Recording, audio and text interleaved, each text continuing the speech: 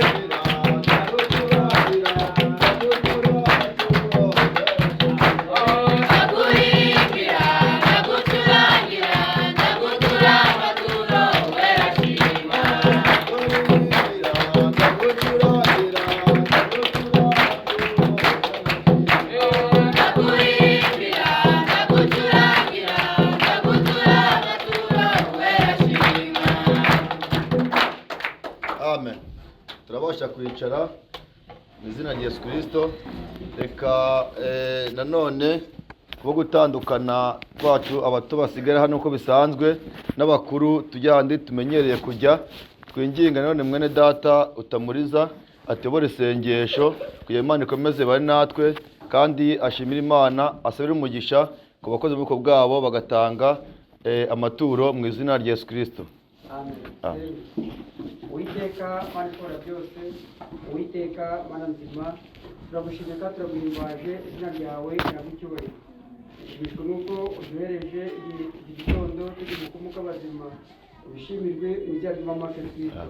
Mwami Imana, Mana ishobora byose, ubwo kurinda kwawe, ubwo gukiza kwawe, ubwo ibitangaza wakoreye abera bawe, Uwiteka baje bagutuye ishimwe ry'ituro, nawe ndagusabye Uwiteka ngo byakire mu izina ry'Umwami Kristo. Mwami Imana, Mana ishobora byose, ndakwinginze kwa ngo dutegure ibyo kurya byacu byo muri kino gitondo mu izina ry'Umwami Kristo, kandi ndagusabye kugira ngo Uwiteka wemere umve gutakamba kwacu, kandi wumve gusenga kwacu mu izina ry'Umwami Kristo. Dufate kandi ukomeze utubone muri byose, ndagusabye kugira mu izina rya Kristo.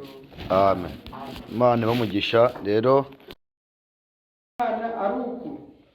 ari uko twitondera amategeko yayo, kandi amategeko yayo ntarushya, kuko ibyabyawe n'Imana cyose kinesha iby'isi, kandi uko niko kunesha kwanesheje iby'isi ni ukwizera kwacu. Ninde unesha iby'isi keretse wizera yuko Yesu ari umwana w'Imana. Amen. Dusenge. Uwiteka Mana ishobora byose, Uwiteka Mana nzima, turagushimira kandi turaguhimbaje izina ryawe. Cyacu Imana yacu, aya magambo asomewe mu matwi yacu, ndagusabye kugira ngo dukore ibyo tugiye bituma ubugingo bizira ry'Umwami Kristo. Ubyatsi two kumana tubone imitsima gusa, aho tubona bije muturutse mu kanwa kawe. Niyo mpamvu ndifuza kugira ngo iki gitondo dutungishwe n'ijambo ryawe bizira ry'Umwami Kristo. Muri dufate muri tuyobore Satani y'uburangazi twinesheje bizira ry'Umwami Kristo. Uzi dufate utubira dufate kandi tutubira na Omega, bigusabye kukuza mu Yesu Kristo. Asha kwicara. Twabashubuje nanone mu izina rya Yesu Kristo. Imana itugirire neza kuba tubonye aka kanya ko kuza imbere yayo, ni ishimwe rikomeye cyane. Mbanje gusabira umugisha abateye intambwe yo kubatuza ku cyumweru, bakatwereka iminsi mikuru, bakatwereka yuko nabo bamaze kuba bashya, kuko burya iyo ubatijwe nibwo utangira urugendo rwo gukorera Imana, kuko amategeko cyangwa se uko umuntu abatizwa azi icyo abatirijwe, ni ukuvuga ngo uba uteye intambwe kurusha umuntu utarabikoze. Tukujyana rero, Imana ibakomeze mu rugendo mu izina ry'Umwami Kristo. Urugendo tugenda rujya mu ijuru, tugendamo rujya mu ijuru, ni urugendo rukomeye, ariko ruranoroshye, rukomereye ku batizera no kutabyakira, ariko rworoshye ku babyakiriye. Mwebwe mwabyakiriye mukemera guca iyo nzira, maze mugisha mu izina rya Yesu Kristo. Naho mu magambo dusomye ni amagambo yanditswe na Yohana. Urwandiko rwa Yohana rutubwiye yuko icyabyawe n'Imana kinesha iby'isi. Wabyawe n'Imana anesha iki? Iby'isi.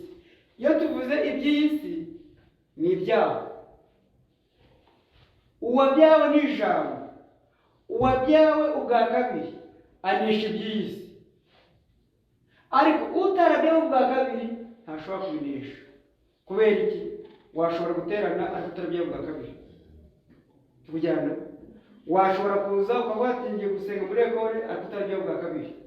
Washobora kuririmba ndetse ukanabyina ariko utarabyawe ubwa kabiri. Ariko wabyawe ubwa kabiri rata, nibwo ushobora kunesha iby'isi. Imana yacu ibamugisha mu izina ry'Umwami Kristo.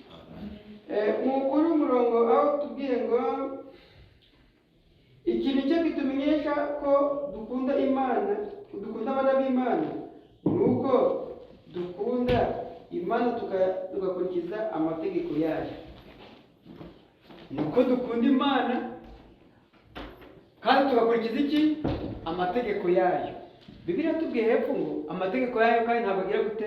Ntarushya. Niba wumva ukumva umuntu ngo ariko amategeko y'abafurere araruhisha, nyine kwenda abatari Imana uryana. Niba wumva umuntu uri kuvuga ngo amategeko y'abafurere azaba atazi gusobanukirwa ijambo ryo ari ryo, kuko ntabwo ari amategeko y'abafurere, ahubwo ni itegeko ry'Imana. Tujyana kuba ngo amategeko y'Imana bari gusubira mu muntu yabishobora. Bibiliya tubwira amategeko y'Imana ntarushya. Hano ko tubwiye niba atarushya, ntabwo arushya ku bantu bazabona ubugingo, ariko ku bantu batazabona ubugingo nkubwije ukuri, nubwo wabahoza, nubwo wababwiriza, nubwo wagira ute, urababwiriza ariko ntibahinduka. Kakubwiriza ibyo ijambo ryavuze ariko akumva ntabwo rimukoraho. Kubera iki? Ntabwo ari uwayo nyine. Uwayo yumva ijambo ryayo, kuko ijambo ryayo ari itegeko ukarikurikiza. Imana yacu bamugisha mu izina rya Yesu Kristo. Aya magambo turashaka kugira ngo tuse nk'abagenda mu buhoro buhoro. Dufite iminota mikeya, ariko turashaka kugira ngo mumenye ni iki gituma umuntu yitwa umwana w'Imana. Ese iyo tugenda mu nzira, iyo turi mu mago iwacu, ni iki gituma cyerekana yuko turi abana b'Imana? Ntabwo turi abana b'Imana kuko twaje mu rusengero, no. Ubivuze gutyo waba utazi Imana. Kubera iki? Iyo tugenda mu muhanda, Imana iri kumwe natwe. Iyo tugiye mu makampani, abakora akazi, Imana iri kumwe natwe. Abagiye ku mashuri, Imana iri kumwe nabo.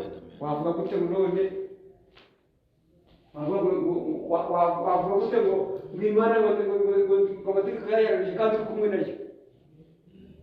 Kandi iyo uri kumwe nayo ugakora ibyo idakunda, igutuma ubwoba kigendera, wanayisaba ikanga ntigusubize.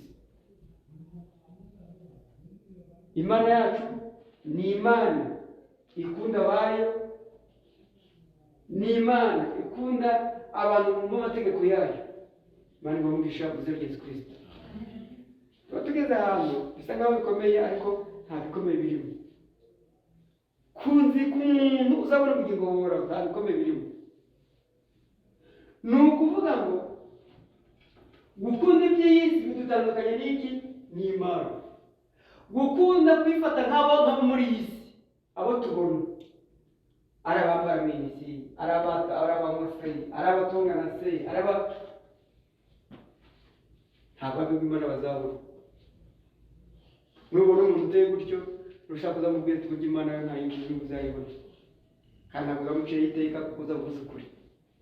Imana yacu ibamugisha mu izina rya Yesu Kristo. Uyu murongo wa nyuma, utubwira ngo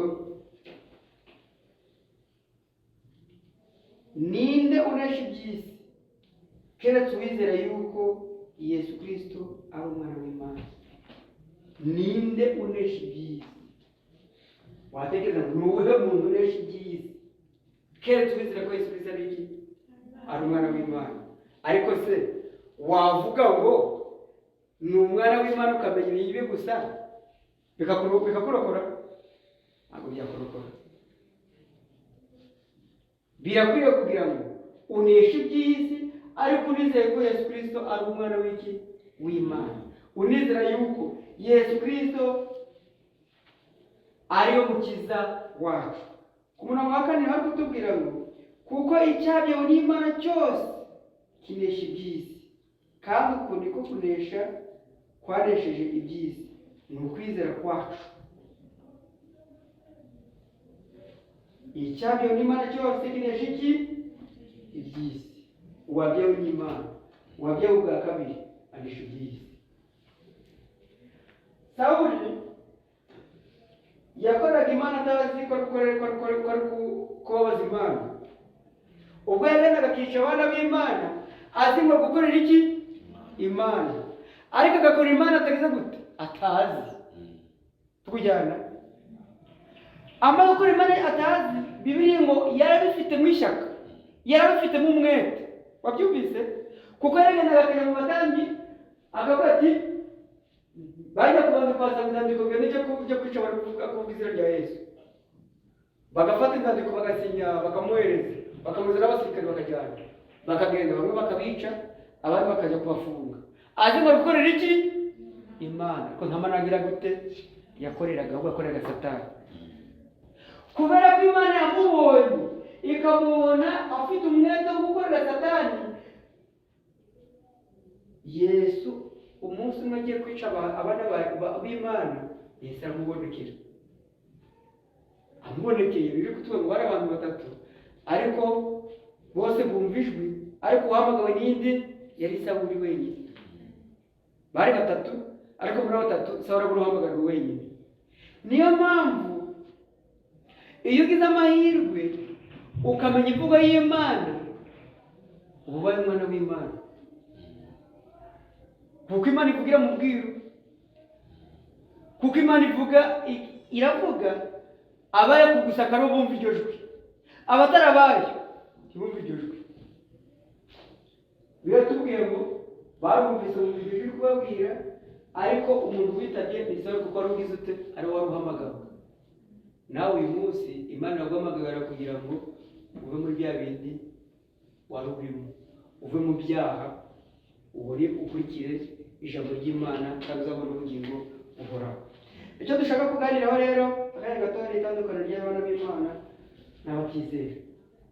Abana b'Imana ni iki? Abatizera. Abana b'Imana banesha iby'isi, ariko aba Satani ntabwo babasha kunesha iki? Iby'isi. Satani iyo agenda, ntagenda ku muntu cyangwa se ashaka kuyobya abantu, ntabwo asanga umuntu wizeye, ahubwo ajya n'ubundi akomeza gushukashuka abandi utizeye. Ariko n'uwizeye Satani ishobora kumugerageza kugira ngo irebe ko ari buvemo. Tukujyana ikamugereka gutera ibigeragezo, none ngo irebe yuko koko ufite igihagararo mu byo wizeye, mu migenzereze yawe, mu mivugire yawe, ikagutera kugira ngo irebe yuko uhagaze neza. Niyo mpamvu umuntu azavuga ati ariya se biraho byo ntabwo nabishobora genda, birabyabo aho bari kuvuga ntabwo nabishobora. Kubera iki? Ntabwo ari ibyo. Imana turamugisha mu izina ry'Umwami Yesu Kristo. Buriya ni ukuvuga ngo unesha iby'isi, unesha ibyaha, unesha kamere ni umwana w'Imana. Ikimana duhamagarira ni ukuva muri kamere y'iby'isi. Mu byumva kamere y'iby'isi, kuko hari imbuto za kamere, hari n'imbuto z'umwuka. Tukujyana iyo dusomye igitabo cy'Abagalatiya, niba ari kutubwira imbuto za kamere, ikatubwira n'imbuto z'iki? Z'umwuka. Ubwo ni ukuvuga ngo iz'umwuka ni iz'abana b'Imana, iza kamere ni iz'abana ba Satani. Tukujyana wasoma mu gitabo cy'Abakorinto, ari kutubwira ngo twifatanye n'ab'isi tutagize gute, tudahuje. Tukumva ntimwifatanye n'abo mudahuje. Uwizera n'utizera bafitanye umugabane ki? Ni uwuhe mugabane bafitanye? Uwizera azajya mu ijuru, utizera azarimbura. Bafitanye umugabane ki? Ntawe. Icyo dushaka ni ukugira ngo icyo twifuza n'icyo Imana yifuza ni ukugira ngo twese duhindurwe n'ijambo ryayo. Imana yacu bamugisha mu izina ry'Umwami Yesu Kristo. Burya ni ukuvuga ngo niba ushaka kubona ubugingo buhoraho, ukaba wifuza kugira ngo uzajye mu ijuru, birasaba kugira ngo utandukane n'iby'isi. Birasaba kugira ngo mu migenzereze yawe n'imigendere yawe utandukane n'abatizera. Imana yacu bamugisha mu izina ry'Umwami Yesu Kristo. Kandi dusoma aya magambo tugiye kubabwira mu gitabo cy'Abakorinto ba kabiri, ibice 6, umurongo duhereye ku murongo wa 14. Dusome mu izina ry'Umwami Yesu Kristo. ntimwifatanye n'abatizera mudahwanye. Mbese gukiranuka no gukiranirwa byafatanya bite? Cyangwa umucyo n'umwijima byabana bite? Kandi Kristo ahuriye he na Beyali? Cyangwa uwizera n'utizera bafitanye umugabane ki? Mbese urusengero rw'Imana rwahuza n'ibishushanyo bisengwa? Ko turi insengero z'Imana ihoraho, kuko Imana yabivuze iti, nzatura muri bo, ngendere muri bo, nzaba Imana yabo, nabo bazaba ubwoko bwanjye. Amen. Ntimwifatanye n'abatizera mudahusha, mudahwanye. Bifatanye n'iki? nabo. Mbese urusengero rw'Imana rwahurira hehe na Beyali? Ese abasenga n'abadasenga bafitanye umugabane ki? Ntawe. Umwe arajya mu ijuru, undi aramanuka ajya kurimbuka, cyangwa se ategereje ko umuriro uzaka agashya. Imana isi ya mbere yawurimbuje umuriro, yawurimbuje umwuzure, icyo kwa Nowa tujyana, yayirimbuje iki? Umwuzure. Ku iherezo rero ntabwo ari umwuzure uzaza muri abantu, ahubwo ni umuriro Imana izacana, abibone n'inkozi z'ibibi bose bagashya bakarimbuka. Mana aya magambo yanditse mu gitabo cy'Amaraki. Mana tubabwisha mu izina ry'Umwami Yesu. Niba ukeneye kugira ngo ubone ubugingo buhoraho, hindura ubuzima bwawe. Sibyo? Hindura iki? Ubuzima bwawe. Utekereze ngo ese ibyo ngenderamo n'ibyo nkora bihuye n'ibyo abakristo bakora? Ese uko ijambo ry'Imana batubwiriza buri munsi turaryumva tukaryubaha? Niba utaryubaha uzajya utekereza ngo ntabwo ndi umwana w'Imana. Tujyana. Niba ijambo rivuga warangiza ukikorera ibyawe, uzajya wishyiraho akabazo, kubera yuko Imana izaza gutwara umukiranutsi wenyine. Udakiranuka azamugabanya n'ubundi aho udakiranuka ntabwo ashobora kwizera. Nyamara biratubwira ngo iyo umwana w'Imana asaba Imana ikamwumva ikamusubiza. Yesu Kristo niwe wabivuze ngo mu gitabo cy'ubutumwa bwiza bwa Yohana ngo uri muri njye n'uba muri njyewe nanjye nkaba muri wowe, unsaba icyo ushaka. Tujyana. Uri muri njyewe nkaba muri we, asaba iki? Icyo ashaka kandi azagihabwa. None utari muri Kristo wasabwa gihabwa. Icyo twifuza ni urwego iri jambo twumva riduhindure abana b'Imana. Amen. Riduhindure iki? Haba itandukiro ry'abana b'Imana n'abatubaha Imana. Haba itandukiro ry'abizera n'abatagize gute? N'abatizera. Kugira ngo niba ugenda uzajya uvuga yuko ufite Imana muri wowe.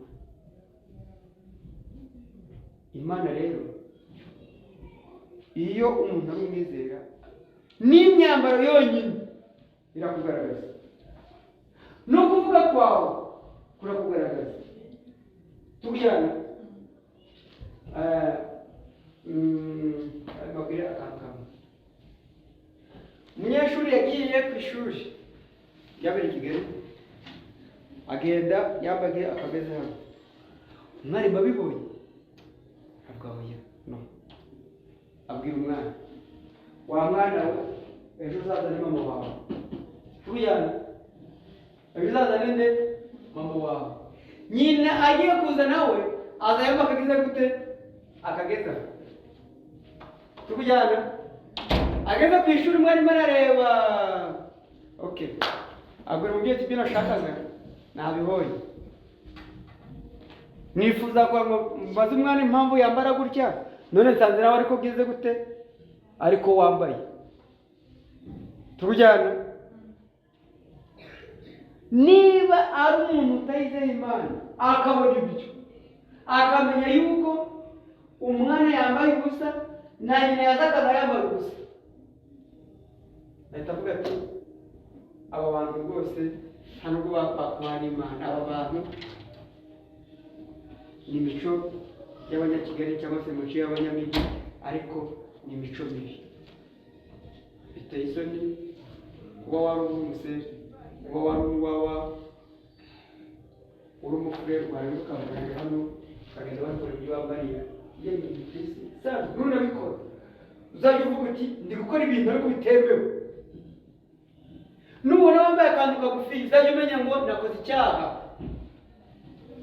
kandi Imana ntabwo uzagira gute, ntabwo wayibona. Ibyo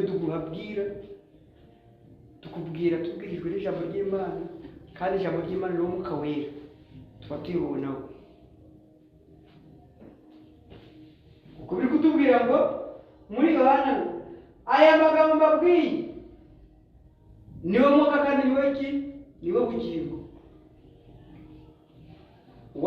Wabipinga yazabona Imana. Niwe mwuka kandi niwe ki, niwe bugingo. Aya magambo niwe mwuka.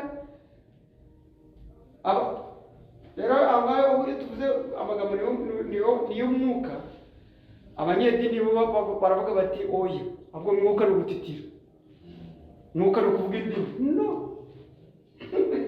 Ngo baba barasomye Bibiliya nabi, kagera kiterera ugatekereza abikoze nk'abambere. Hari ababisomye ngo tuyirebe. Niyo mpamvu turacira urubanza gutya. Nukora ikintu ukaba utagihamiriza muri Bibiliya, uzamenye umwana Imana uzabona.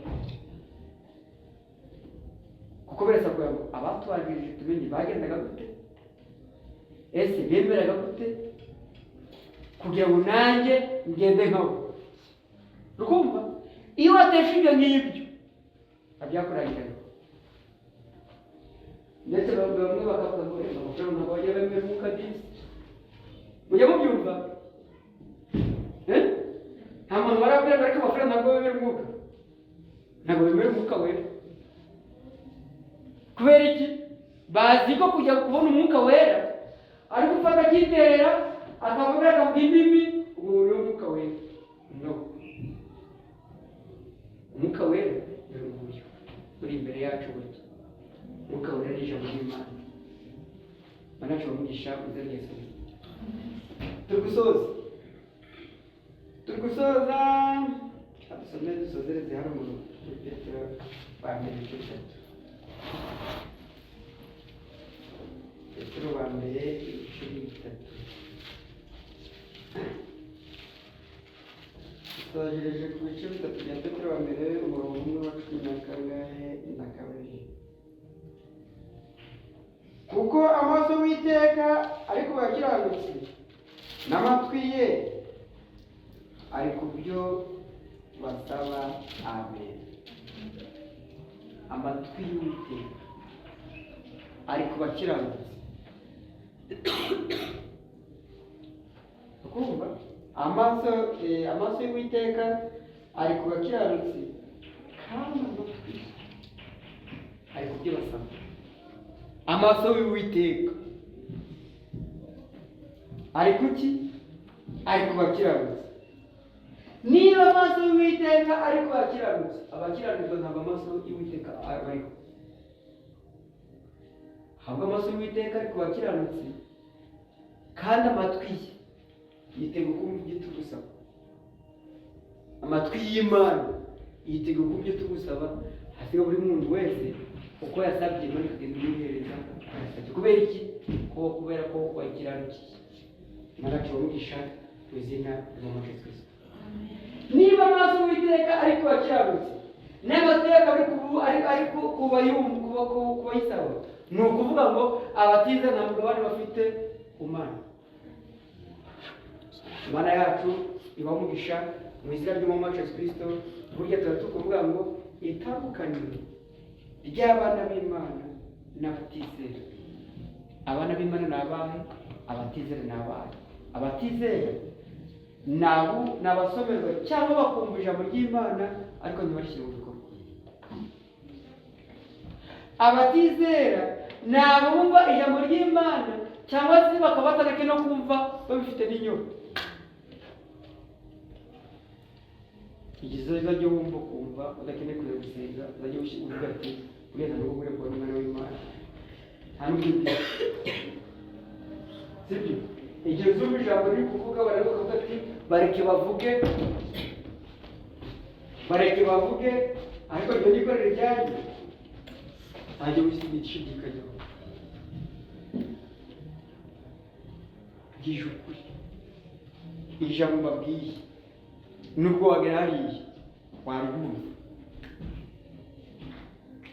wakumva ko abana b'Imana n'abana ba Satani batandukanye, wakumva yuko abizera n'abatizera bagize gute batandukanye. Uwizera asobanukirwa imvugo y'Imana, ariko utizera ntashobora gusobanukirwa. Petero nabo bari kumwe basanga Yesu, intumwa ziravuga Yesu, tukumva bavuga ngo uri umuhanuzi, abandi bakavuga ngo uri Yeremiya, abandi bakavuga ngo uri umwana w'uw'Imana, bakwita amazina menshi. Ibintu byanditse turi kubabwira buriya, none siko mwumva banyita amazina menshi, mwebweho munyitana, sibyo? Mwumvise banyita ngo umuhanuzi, abandi ngo turi Yeremiya, abandi baturi runaka, none mwebwe ubwanyu munyitana. Yabwiraga abantu benshi 10 b'intumwa, ariko 10 ari Petero wenyine. Petero wenyine avuga ati uri umwana w'Imana uhoraho. Wabyumvise? Yesu abyumvise, aravuga ngo nawe ubye ntabwo ari inyama n'amaraso, ntabwo ari inyama n'iki, ahubwo Imana yonyine yabiguhishuriye. Hahirwa rero ushishurirwa kumenya ijambo ry'Imana mu izina rya Yesu Kristo. Abana b'Imana n'abatizera bitandukanye n'ibindi. Waza gusenga ukaruhira ubusa, ntushoboye gukora imirimo iwawe, ntushoboye ngo ujye kunywa inzoga, ntushoboye ngo werure uri umwana wa Satani, cyangwa se uvuga uti ubwo ngiye gusenga niyemeje kuba umwana w'Imana. Birasaba ikintu kimwe, guhitamo. Ntabwo watagaranya uvuge ngo ati mu by'isi nzagendamo, ariko nibavuga nuko gusenga nawe nzagenda. Imana irakureba ikakureka. Ntabwo wafata iby'Imana mufata n'ibya Satani, byose bivange hamwe hanyuma uvuge ngo nzabona Imana. Bibiri kuvuga mu Byahishuwe ngo Laodikiya sakazi yazo, Laodikiya ntishyushye. Babyumvise? Mbese ntishyushye sinakazi yaze, Bibiri itingiye gukuruka. Laodikiya ni cyo gisekuru turimo, cyo gihe turimo, ni igihe cy'abibone, ni igihe cyo abadamu badakunda Imana. Laodikiya nta bakunda Imana. Laodikiya ni abantu. Laodikiya burya rukuvuga ngo Imana agira ngo itubane mu kutizera tujye mu kwizera, hanyuma twizere ubugingo buhoraho. Imana ashongisha mu izina rya Yesu Kristo, kandi nashoje kwigisha ntabwo ari ngombwa ngo dufate umwanya munini uhari. Twajya mu byanditswe tukajya tubabwira amagambo muri kuyigisha, ariko inyigisho y'abana b'Imana itandukanye n'imyifatire y'abatizera. Imana yacu ibamugisha mu izina ry'umuntu. Tujya tubona iyo mbonye umuntu wo muri ekole twigisha kandi saba n'ibyo n'abasore bakuru, nkabona akoze ibintu Imana cyangwa nubwo gusenga gusa ati ngiye gusenga, ntabwo ugiye gusenga gusa, ntabwo Imana aje gukora ko nabuze icyo nakora. Najya muri kapari nkagushaka amafaranga ako nkazacyurayo, sibyo? ariko ntabwo nakwemera ko nzakira amafaranga ahubwo ntabwo ubugingo buhoraho. aho kuvuga ngo mbone amafaranga muri ubugingo buhoraho, nabura ubugingo buhoraho amafaranga nkayabura. kuko biri kutubwira ngo nimwizere mukanyizere nibyo mutansabye nzabiba. iyo tutasabye ni iki? ntabwo wagiyemo ntabwo banameze amafaranga. ahubwo iyo wasabye ukizera Imana kandi ukagendera mu mategeko yayo, urizera nawe yarangiza ikakubwira ko ubona akazi ugiye gukora amafaranga, wabyo ukoze ifaranga nizi ko wakora ifaranga ryawe. Mana yacu babe bamugisha mu izina rya Yesu Kristo, adusozereza aha ngaha. ariko tumenye ngo hari itandukaniro ry'abizera n'abatizera. hari itandukaniro ry'abana b'Imana n'abatizera. rero twitandukanye n'abatizera tudahuje, twitandukanye. icya mbere menya ngo urajyana nanjye, sibyo? ninde nshuti yawe ya mbere? niba inshuti yawe ari umuhondo, uzajya uvuga ati nanjye ibyo byose ndi umuhondo, tukujyana. niba inshuti yawe y'amagara, kandi wese ufite telefone, ukaba ufite telefone warangiza inshuti yawe y'amagara akaba umuhondo, uzajya uvuga ati nanjye ndi umuhondo.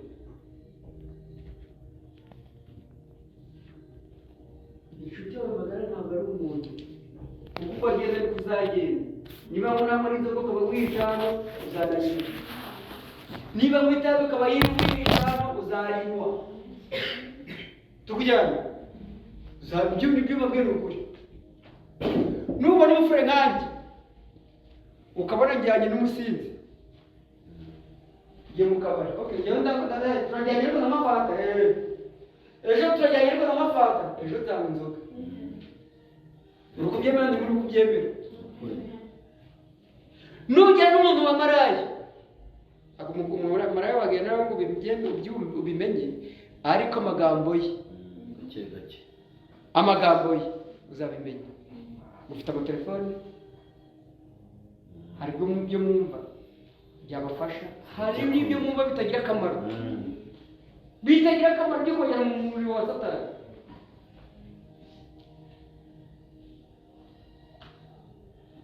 niba ushaka kugira ubuhoraho, reka kugera n'umuntu, reka kuba inshuti ye ya mbere.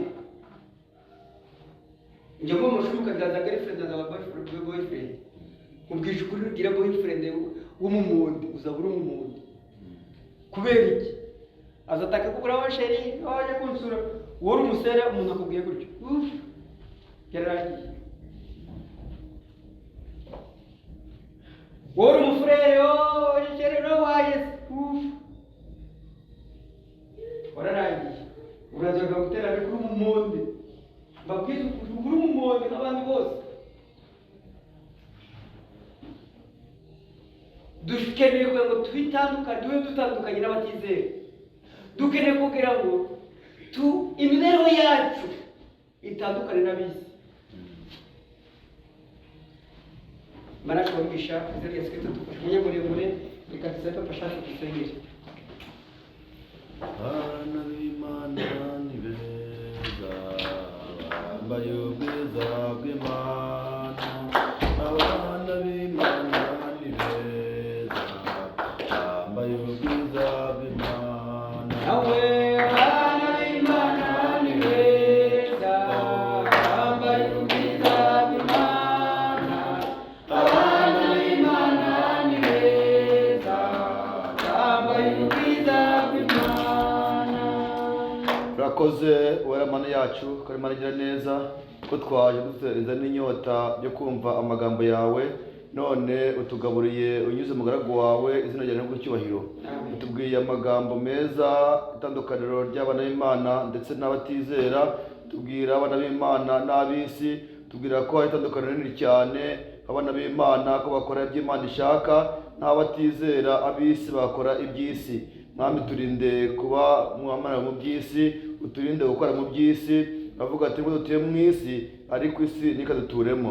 Mwami dushoboza gukora ibikunezeza, ushobora gukora Mwami ibyo ushima.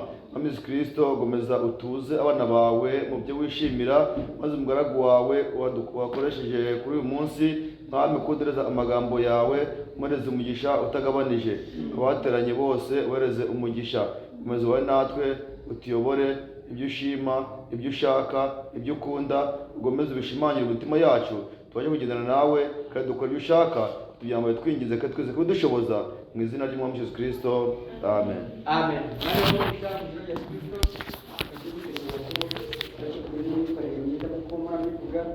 kuko